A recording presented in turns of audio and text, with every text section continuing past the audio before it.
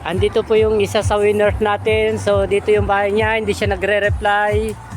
Puntahan natin at ibigay natin yung premyo niya. Ito po si Madam Len, medyo natatakot po siyang tumawid. Kahit ako po, natatakot din po ako kasi ngayon lang po ako. Akin na yung bigas, Madam Len, para hindi ko po natatakot. Yan po, nakakatakot po.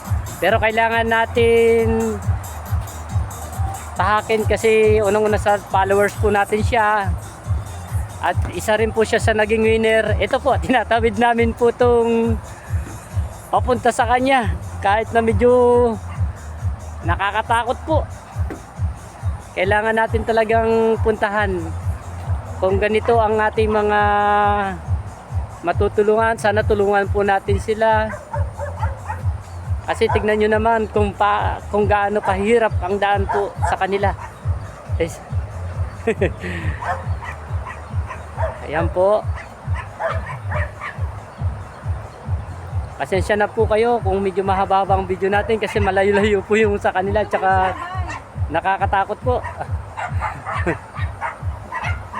Ayan po. Sige, diretso lang. Ayun o, ayun sila o. Sige lang, diretso. Huwag kang hinto. Sige.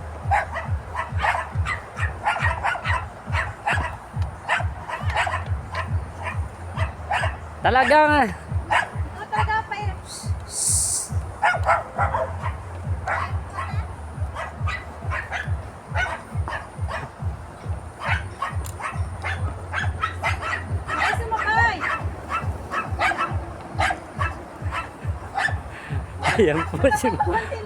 Ayan po si Madam Len, nanginginig po dahil sa sobrang takot sa daan po. Ayan po. Importante, ayan po, sinasabayan pa po tayo ng ulan habang nagatid tayo ng tignan nyo po si Madam Len, nanginginig po sa takot. Ayan na po yung isa nating winners. Ito po, hindi na po kami tutuloy kasi medyo may tubig po sa kanila. Ito po, si Ma'am Biray. Congratulations, Madam.